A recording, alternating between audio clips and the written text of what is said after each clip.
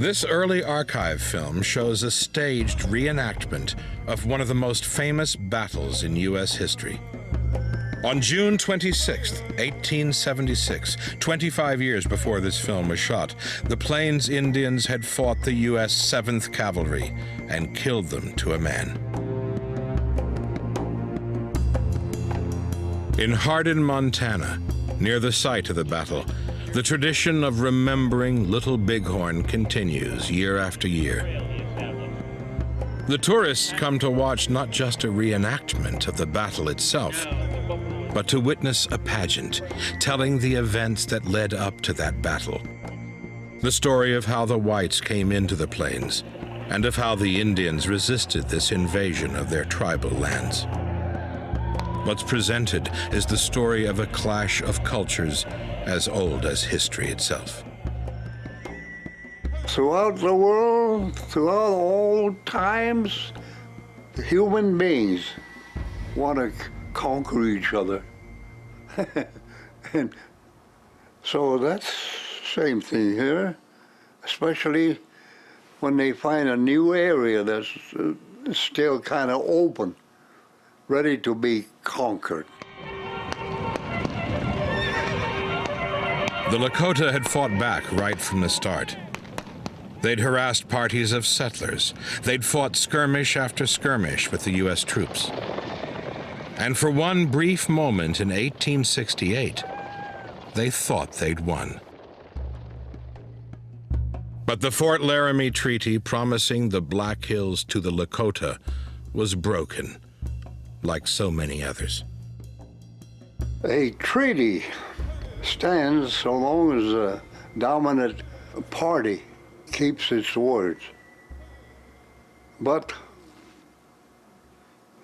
the dominant party always wants more land, more gold fields, and they keep breaking their treaty. To the Indian, the word is sacred. They don't want to break it. To break a word means bad luck. But with the white man, the words are written on paper and pretty soon they forget about it. In 1875, the government's attempts to negotiate the sale of the Black Hills collapsed, and the time for talk was over. The Lakota were ordered onto the reservations, but Sitting Bull and Crazy Horse refused. My father told me we were going to Crazy Horse, and that we would have to fight from then on, because there was no other way to keep our country. I was given a 6-shooter, like the soldiers had. I was told, "You are a man now." I was 13 years of age. Throughout the spring of 1876, Crazy Horse and Sitting Bull were joined by 7,000 Indians, the Arapaho and Cheyenne tribes joining the Lakota Sioux in the biggest gathering of Indians the Plains had ever seen. In response, the federal government sent out 3 military units. Together, they might have dealt with the renegade Indian force.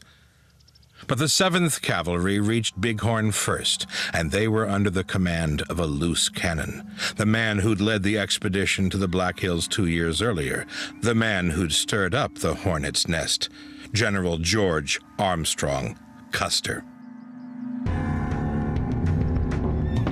Out of the dust came the soldiers on their big horses. They were all shooting, and there were women and children scattering down the hillside. But then another cry went up. "Crazy Horse is coming."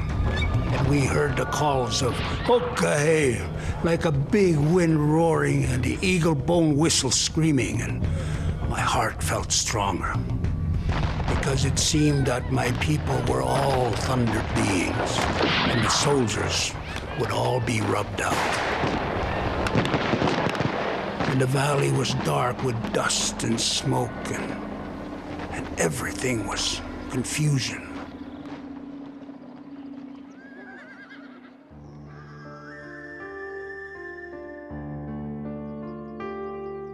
No one knows for sure what happened at Little Bighorn. It was either a glorious last stand or an ignominious rout. It depends on who's telling the story. For the Indians, it was their moment of greatest triumph and a crushing blow against the pride of the Wasichu. But they'd won the battle, not the war. In the years that followed, they were forced, sometimes at gunpoint, onto the reservations. And there they survived dependent on government rations. And they mourned the culture they'd lost.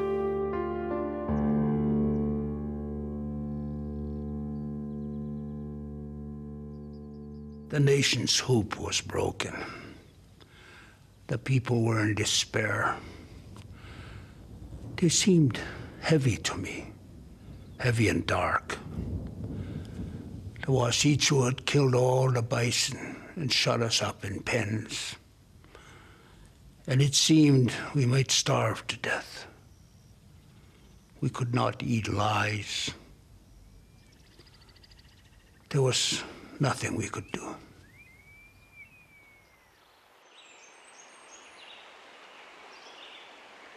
In 1877, the Black Hills, the sacred homeland of the Lakota people, were taken from the Indians for a paltry sum.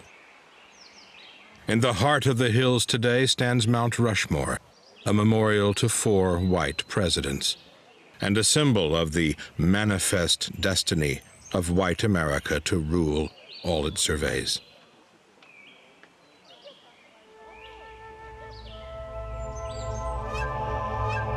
The Lakota were restricted to the reservation at Pine Ridge, and it was there in 1931 that John Neihardt interviewed Black Elk.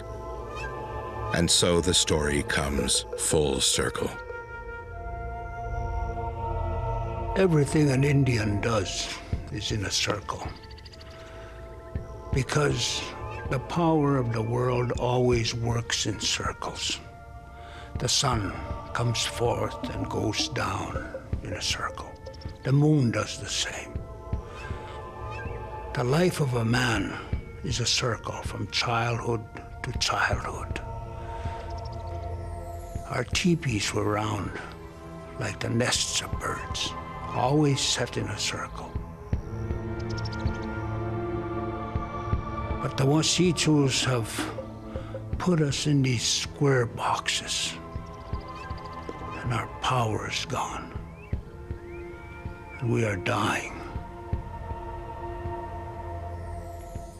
Well, it is as it is. We are prisoners of war while we are waiting here. But there is another world.